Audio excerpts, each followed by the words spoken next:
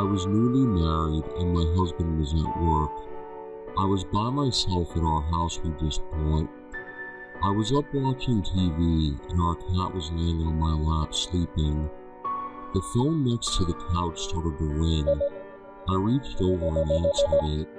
"Hello?" I said into the phone, but no one said anything, so I hung up and went back to the TV program. A few minutes later, the phone rang again.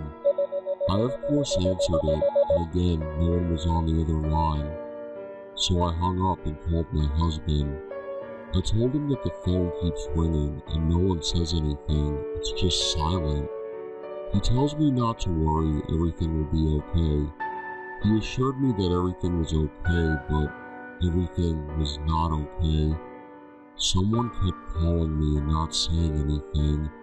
I was kind of freaked out, but he told me that he would be home soon, and he told me he had to go back to work. He worked as a guard at Walmart, and it was a 24-hour store. Anyways, so I let him go, and I hung the phone back up on the charger. Now, I know what you're thinking.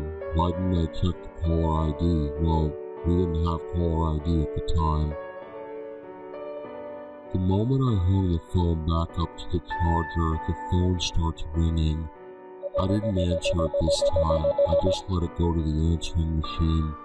There was nothing but silence, and I was getting irritated at the person who keeps calling me and not saying anything. The phone rang again and again and again. Finally, I got so irritated and freaked out I answered the phone. I heard breathing this time. I asked who was calling. I just heard breathing, and then the line went dead. I didn't know what was going on. All I know was it was now freaking me out. I looked at the clock and it read midnight, right at 12:01. The phone rang again. I picked it up, and the same breathing again. I asked it to say something, and no answer came, only breathing. I had no clue. I was getting creeped out, and it was dead time. Things started to pick up after the breathing started. After the fourth phone call after midnight, I heard crying and heavy breathing. Maybe someone was hurt or needed help. I asked whoever was on the other end if they needed help, but once again, no answer. I hung up the phone and stared at it, then picked it up and called the police. When the dispatcher came on, I asked her if there was any accidents tonight. She said no, and then went to ask why. I told her I kept getting phone calls. At first I was getting nothing. Then I went on to tell her I heard breathing and crying. She just told me someone was pulling a mean prank on me and that I should ignore it. I said my goodbyes and hung up. As soon as I did, the phone rang again. I should have asked the dispatcher if she could trace the number, but I forgot. Anyways, I picked up the phone and I heard breathing, crying, nothing else. Then the line went dead. Now the calls started coming in around 9:01 that night and continued all through the night. I hung up the phone wondering what was going on and wondering why they were calling me. A few minutes later, guess what? The phone rang and I answered it. It was a friend of mine who worked as a paramedic. We talked for quite some time, and then I asked him if any calls came in about any accidents that happened. He said no, then stopped and went quiet. He began to tell me something that happened about 9 years ago. His father was a paramedic at the time, and he got a call about an accident that happened on the highway. When they got there, no car was found, nothing. His father was pretty shaken up about this and told my friend about this incident. The call came in at 9:01, the same time the phone call started with me. Now the strange part is, why did they call me? Well, I was about to find out. My friend's father in the late 90s started working as a paramedic. And where my house is, there used to be a hospital at one time in the 90s. I was a little freaked out about this because people had died in my house. He said not my house. The hospital got torn down and my house was built where the old hospital was. I was still freaked out about this because I thought maybe the spirits were still roaming in the house and I didn't know this. He said no one died. They moved the patients to a different hospital before they tore it down. Anyways, back to the story. He then tells me down in the basement of this hospital was a dispatch unit where they would receive incoming calls to accidents that just happened. Well, on a clear night on August 23rd, 1991, they get a call saying there was an accident on the highway. So they jump in the ambulance and drive to the highway with fire trucks along with them. When they arrived, no car, nothing. It was empty. It was really unnerving and they went back to the hospital. That call came in at 9:01 p.m. Creepy, huh? Yeah, well, he continued the story and told me that the number that I had at the time was the number they had. Creepy, I know. Anyways, he went on to tell me that in the 1970s, a woman died in a very bad accident on the very same highway, and she called the paramedics. The paramedics arrived to find her car in a ditch and her inside the car dead. She had died on impact. The roads were not covered in ice, nor was it raining. The paramedics were in awe. They found no evidence of her drinking nor doing anything else, but she was in the ditch. I was silent for a few minutes after he told me this story. Maybe the woman was calling me because she needed help. Maybe she doesn't know that the paramedics came and she just wanted to call and tell them that she needed help again. But to this day, I still don't know how she ended up in the ditch.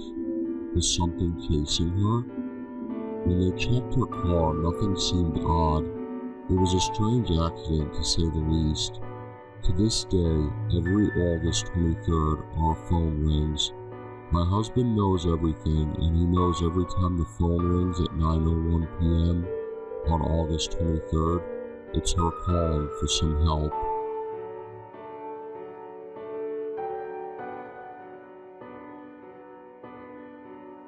I worked as a telemarketer to earn a little money before fall quarter started for nursing school. A friend was a manager there and got the temporary position for me. I had been working there for a couple months. There was a dialogue on the monitor in front of us to read from while talking with people. The computer dials the number, so I had no say who I called. I can't remember the last name of the folks I called this one day, so I'll just use the name Smith. The phone rang, and a man answered the phone. I asked to speak to Mr. or Mrs. Smith, please. The man said very nicely, "It depends on what you want." So I went into my spew for mailers for donations for the particular charity we were doing that day.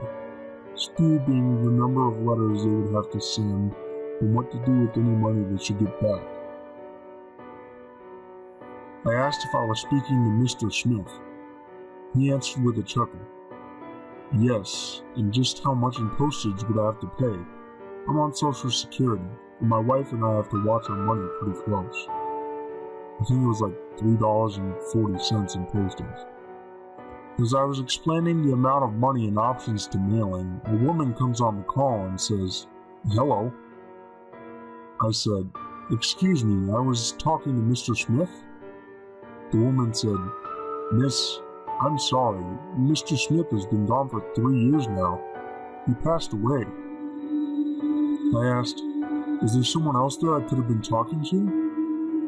And she just said, "No, honey, I'm here by myself. Can I help you with something?"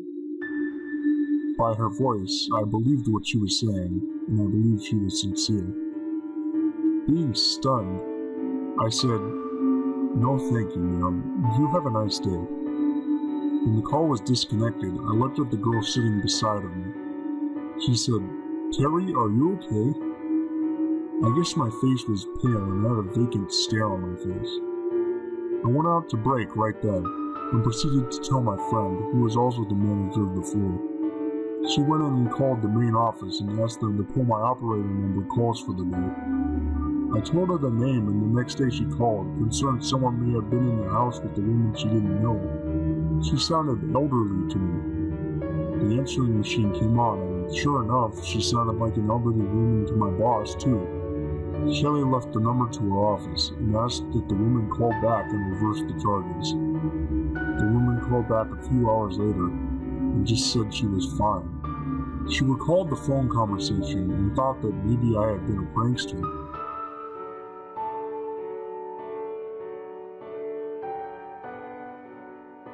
On a very warm summer afternoon, I was alone in our house and I was taking a nap on the sofa. In our front room, I was having a strange and melancholy dream about my brother, who had died a little over a year ago. I don't remember the details of the dream, but I remember that he kept telling me a certain number over and over and over again. When I finally woke up, the number was still sticking in my head. It was a 7-digit number. After several minutes, I realized that the string of numbers was a very familiar phone number. I just couldn't place the number at first. Then suddenly, I realized that it was the phone number of my grandparents who lived in San Diego. They had died over 10 years prior. My deceased brother and I were very close to them and often called them to talk to when we were in our elementary school years. I don't know if it was because of the heat or because of the lingering emotions brought on by my dream, but I got a crazy notion to call the number. The phone on the other end rang 4 or 5 times, and then someone answered. My heart started racing, because I was expecting a message that the number had been disconnected. I really didn't know what to say, so I asked, "Is Dottie there?" Dottie was my grandmother's name. There was a pause. Then the voice said, "Who is this?" I said, "This is David." Then there was what I would describe as a surprised laughing on the other end of the line. Then the female voice chuckled, "Oh my God, it's been so long." I asked, "Who is this?" The voice sounded slightly perplexed, and she said, "Why, it's Nana." Only our family and my uncle and his family knew that we referred to her as Nana. I felt my stomach getting queasy from fright and disbelief, and I squeezed out, "Nana?" The voice said, "Yes, it's so good to hear from you, David. Let me go get your grandpa. He's out in the rumpus room out back." My grandparents had a part of their garage in the backyard that had been converted to a full bar with a pool table and a couch in it, which they referred to as their rumpus room. The line got very noisy. Then there was a squealing sound, and then the line went dead. I felt a mixture of relief from the creeps I was getting from talking to my long-since-dead grandmother, and disappointment that I didn't get to talk longer to her, or at all to my grandpa. I have called the same number again in the recent past and got the message that this number is no longer in service.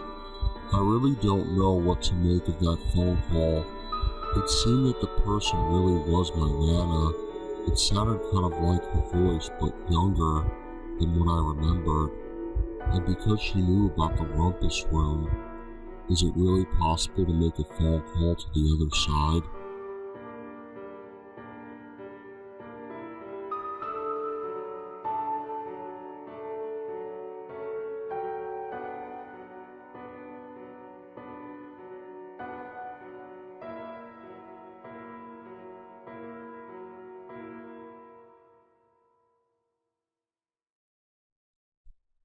My ethnicity is Hmong. Keep that in mind as you read because it comes into play in my story. My incident takes place on 4/6/2007 at 1 a.m. in my very own home. On this night, both of my daughters, a 1-year-old and a 2-year-old, finally fell asleep around 11 p.m. My husband was messing on the internet looking up poker chips, etc. I was doing the laundry and some last-minute cleaning. It went from 11 p.m. to 1 a.m. pretty quickly, as I was kept busy folding and ironing. I went back into the laundry room, and I was taking out the dry clothes putting it into the laundry bucket and loading the wet ones from the washer into the dryer, when the home phone rang. I thought I let the answering machine pick it up, but I didn't want it to wake up my kids, so I ran into the room and looked on the caller ID. It said, private, but for some reason I answered the phone anyway, and I just said, hello? A very weak and sick but clear woman's voice answered back and asked me, Patty, what are you doing? I answered the call back and said, oh, I'm doing the laundry and some last-minute cleaning. The person just said, it's 1 o'clock in the morning, why are you still up? And why are you cleaning? All of a sudden I felt this cold chill and I felt scared and immediately responded, well, Corey is up messing on the internet, and I figured I'd finish it, but continued suspiciously and asked, who is this? The weak, sickly voice answered back in my language, and said, Patty, this is Daisy, stupid. Right then and there I recognized the voice. Oh, it's only my sister Daisy. I asked her why she was calling me so late. Was everything okay? She said and rung again in the same very sick voice. I'm at the hospital having my baby. It hurts so much. I was worried, and then I realized that was why she sounded that way on the phone. Daisy was pregnant and was not due until 4/17/2007. So I replied, but you're not due till the 17th. The baby is a week early? The phone conversation continued back and forth this way for a few more minutes, with me wanting to know what was wrong, and Daisy telling me that she was having some complications, that her doctor may have to do an emergency C-section. She couldn't tell me why or what was happening to the baby, and why the doctor decided to just go with that option without letting her at least try to have the baby on her own. I asked her what hospital she was at, and she told me Mercy General, the same hospital that I had my kids at. And then I continued to ask her if she would like me to go there and be with her for support. Now keep in mind that Daisy's voice still sounded very weak and sickly. She said to me, no, I'll be okay. The nurse is coming. It's time to have my child. I'll talk to you later. And then she hung up the phone. So I hung up the phone too, not thinking too much of it. But I was still a little concerned. I knew my mother-in-law had just gotten off work, so I called her at around 1:20 a.m. My mother-in-law works for Kaiser, in a very big hospital as a medical transcriptionist. She studies a lot, so I figured she would know what to tell me as to why Daisy's doctor wanted to give an emergency C-section. We talked for a while. To be more specific, we talked for another hour and a half.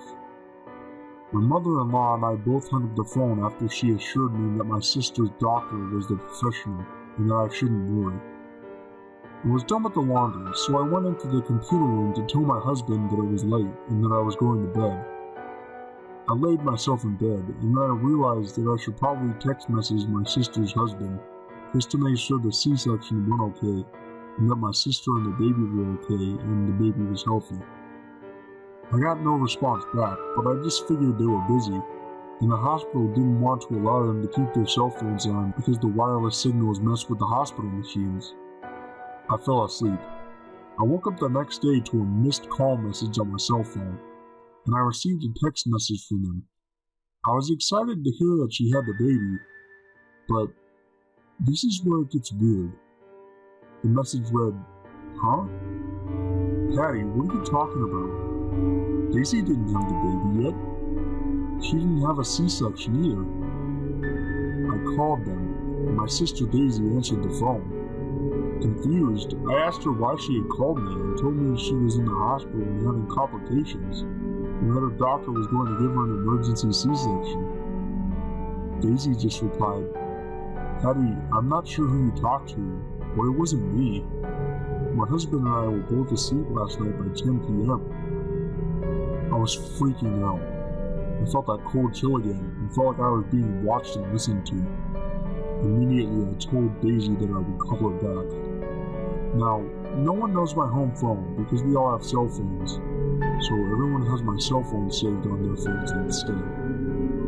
My home phone is there more for business calls than personal. They started to panic and called up my family, friends, anyone I thought may come across my home number and explained to them what had happened. Everyone told me that no, they didn't call me, and explained to me what they were doing at that time. And it made sense why I couldn't have been the person to make that call.